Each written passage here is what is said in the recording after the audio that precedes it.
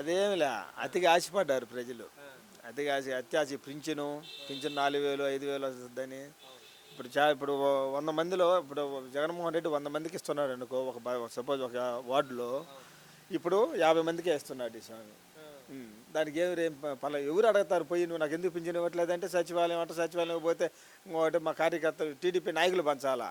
TDP నాయకులకి ఎవరు నచ్చి బాగుంటే వాళ్ళకి పింఛన్ ఇస్తారు, అందరికి ఎవరు. అవును సార్. జగన్మోహన్ రెడ్డి ఏమి చూడాల, టీడీపీయా, వైసీపీయా, సిపిఎమ్మా, ఇంకొకటి జనసేన ఏమిలే. ఏ ప్రజలు ఎవరు ఏ అర్హతకు సంబంధించిన వ్యక్తి అర్హుడుగానే అయి ఉంటే వాళ్ళకి ఆ పథకాలు అమలు చేయాలా, వాళ్ళకి ఇచ్చేసేయండి.